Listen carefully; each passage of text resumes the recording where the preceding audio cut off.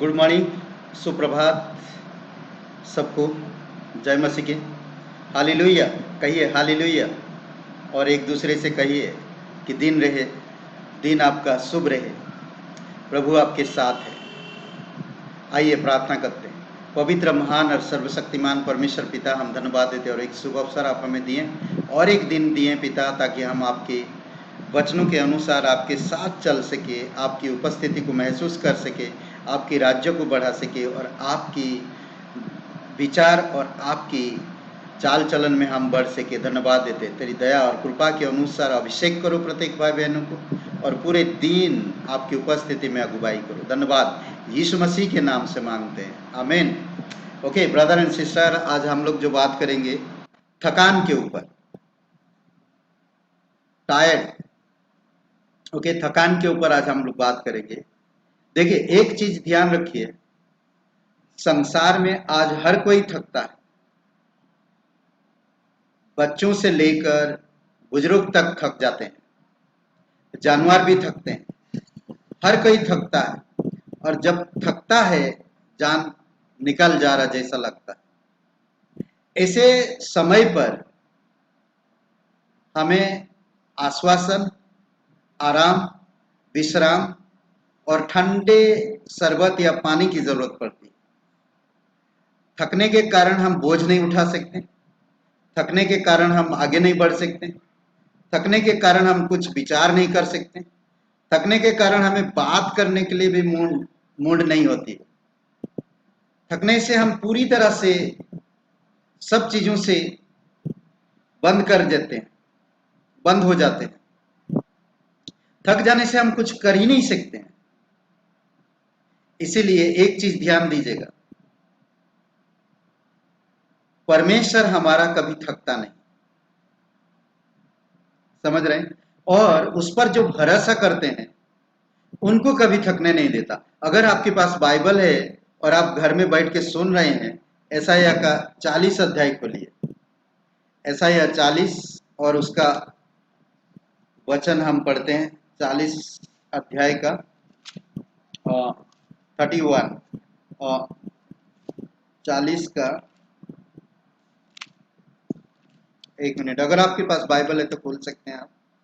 40 का 28 में, क्या तुम नहीं जानते, क्या तुमने नहीं सुना, यहोवा जो सनातन परमेश्वर और पृथ्वी का सृजनहार है, वह ना थकता ना श्रमित होता है, उसकी बुद्धि अगम है।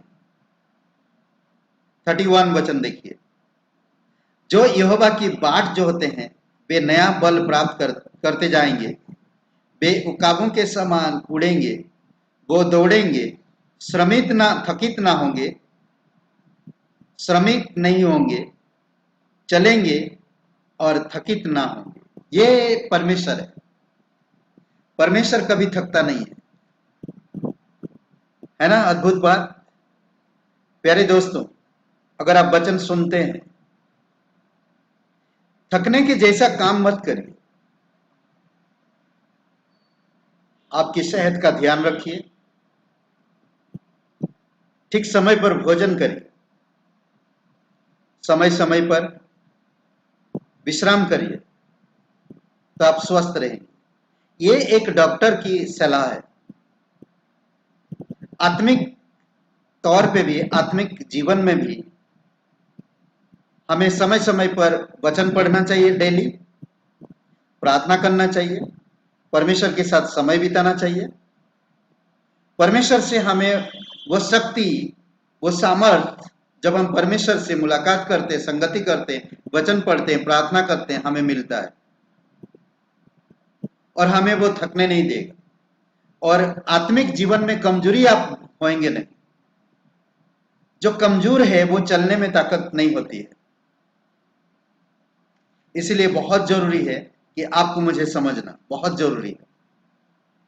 यीशु मसीह ने कहा ना, यीशु मसीह ने कहा यूहन्ना का 11 अध्याय 28 वचन में, हे सब परिश्रम और थके और बोझ तले दबे लोगों, मेरे पास आओ और मैं तुम्हें विश्राम दूंगा। हमें उसके पास आना है, हमें उसके पास आना है।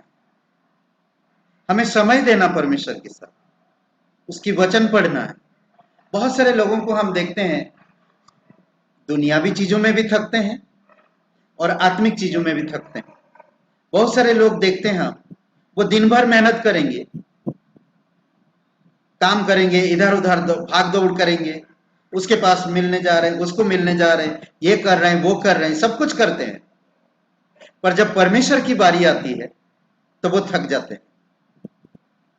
दोस्तों, मैं आपसे एक बात कहना चाहता हूं, आप प्लान बनाइए, योजना बनाइए, समय में एक दो लोगों को मिलिए, मिलने से मना नहीं कर रहे, मिलिए, भाग दौड़ करिए, जो चीजें आज है उसी चीज के बारे में भाग दौड़ करिए, फालतू जगह पे जाकर मत बैठिए, आकर वो समय आप परमेश्वर के साथ बिताइए। परमेश्वर आपको ब्लेसिंग करेगा, परमेश्वर आपको अगुवाई करेगा। इसलिए बहुत जरूरी है आपको मुझे समझना, समझ रहे हैं? देखिए, भलाई करिए, सबके साथ भलाई करिए, पर हियाब ना छोड़िए। कभी कभी हम परमेश्वर को छोड़ देते हैं, सबकी भलाई करना चाहते हैं, परिवार का देखभाल नहीं कर पाते, परिवार के साथ भलाई नहीं कर पाते, और जब हम सबके साथ भलाई करते हैं और परिवार के पास आते हैं तब हम थक जाते हैं। ना पत्नी से ठीक से बातें कर रहे हैं, ना बच्चों के साथ समय दे रहे हैं। वो इंसान थका हुआ है, दिन भर इधर उधर भाग दौड़ किया, सबकी भलाई किया, उसको हॉस्पिटल ले गया, उनके घर में दवाइयां पहुंचा दिया, उनके घर में रेशन का कई सारी चीजें हम कर लेते हैं, पर जब हमारी घर की बारी आती है तब हम थक जाते हैं। अरे आज थक गए, कल लाएंगे तो चलेगा, ऐसा हम बोलते हैं। दोस्तों, मैं एक बात कहना चाहता हूं, आप सब कुछ करिए, पर उसके साथ साथ अपने परिवार को भी ध्यान दीजिए। उसी प्रकार आत्मिक जीवन है, आत्मिक जीवन में भी भलाई करते रहिए। दूसरा थिस्सलुनीयों का 3:13 में कहता, हियाब ना छोड़ो भलाई करने में, करते रहो। परमेश्वर के राज्य के लिए, आत्मिक लोगों के लिए, आत्मिक विचारों में, वचन सिखाने में, सुसमाचार प्रचार करने में, लोगों को इनकरेज करने में, ये अच्छा सिद्धांत है, एक अच्छा तरीका है भलाई करने का। समझ रहे हैं? कोई कोई मसीह भाई बहन दुर्बल है, आप उनको मिलो, जाके मसीह के बारे में बताओ, दुनियावी चीजों के बारे में नहीं, बल्कि मसीह के बारे में बताओ, बाइबल के बारे में बताओ, आप क्या सीख रहे, आपका गवाही बताओ। अद्भुत है। इसीलिए, और परमेश्वर हमारी थकान को दूर करता है। कई बार आप देखेंगे बच्चे खेलते हैं, सुनते नहीं माँ बाप की, बेटा थोड़ा सो जाओ, बेटा थोड़ा आराम कर लो, नहीं सुनते, दिन भर खेलते, जब थक जाते हैं पूरी तरह से, ना खाना पीना, तब वो पूरी तरह से नींद में चले जाते। उसी प्रकार इस संसार के चीजों में हम लोग इतने भाग दौड़ करते, संसार की चीजों में हम लोग इतनी प्राथमिकता देते हैं और उसमें भाग दौड़ करते हैं, जब परमेश्वर का वचन पढ़ने का समय आता है या प्रार्थना करने का समय होता है तब हम थक जाते हैं। ये ध्यान दीजिए, जब सब चीजें, परमेश्वर कभी नहीं थकता। आप परमेश्वर पे भरोसा रखते हो, परमेश्वर के पास आप कभी थकोगे नहीं। अद्भुत कहता वचन भी, अगर आप आत्मिक चीजों में, आत्मिक राज्य के लिए, आत्मिक लोगों के लिए, परमेश्वर की अनुयायियों के लिए, परमेश्वर के राज्य के लिए, परमेश्वर की महिमा के लिए अगर आप करते हैं तो परमेश्वर क्या कहता, देखिए यशायाह 50 का और वचन 4 में, वचन के द्वारा थके मांदों को संभालता है। परमेश्वर वचन के द्वारा थके मांदों को संभालता है। अगर आप थक रहे हैं, अगर आपको थकान लग रहा है, विश्राम नहीं मिल रहा, तो परमेश्वर देगा, परमेश्वर का वचन देगा, परमेश्वर का वचन आपको विश्राम देगा। इसलिए हमें परमेश्वर के पास आना चाहिए। कितना अद्भुत है, उसके वचन के द्वारा हम संभाले जाते हैं, कितना अच्छा लगता है। और दूसरी बात क्या है कि जब हम आत्मिक तौर पे थक जाते हैं या थकते हैं, तो नीति वचन का 25:25 में कहता है कि थके मांदों के लिए ठंडा पानी, उनकी प्राणों के लिए ठंडा पानी देता है। ठंडा पानी, परमेश्वर का वचन आपका जीवन में एकदम सुकून लेकर आता है, थकान के समय विश्राम लेकर आता है। जब इंसान थका हुआ एक कोई ठंडा गिलास पानी पिलाता है, उसके प्राण कैसा लगता है आप महसूस कर सकते हैं। आप भी कभी थके हैं, कोई आपको ठंडा शरबत पिलाया, ठंडा पानी पिलाया, तो आप कैसा महसूस किए? उसी प्रकार हमारा परमेश्वर है। जब आप परमेश्वर के पास आते हैं, परमेश्वर आपको ऐसे एक से एक वचन सुनाता है, जो वचन आपको अंदर से बेचैनी दूर कर देता, थकान दूर कर देता, रिफ्रेश कर देता पूरी तरह से। समझ रहे हैं? कोई इंसान दूर देश में है, आप उससे वैसे ही दूर देश से आया हुआ शुभ समाचार भी होता है। जैसे आपको एक दूर देश से सुसमाचार आया, आपको एक संदेश मिला, उसी प्रकार कोई अगर थके मांदों को एक गिलास ठंडा पानी पिला देता है तो उनके प्राणों को ठंडा करता है। कितना अच्छा लगता है। भजन संहिता 69 में कहता है कि कई बार हम परमेश्वर को, हम संसार की चीजों में इतना खो जाते हैं, इतना विभोर हो जाते हैं, थक जाते हैं, टूट जाते हैं और कमजोर हो जाते हैं।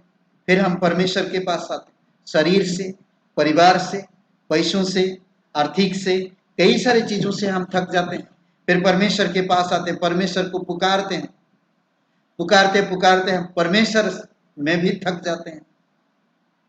मेरा गला सूख गया, अपने परमेश्वर की बाट जोहते जोहते मेरी आंखें धुंधली पड़ गई। दोस्तों, आप संसारिक थकावट को, भागदौड़ को कम करिए, समय समय पर करिए, परमेश्वर पर ध्यान रखिए।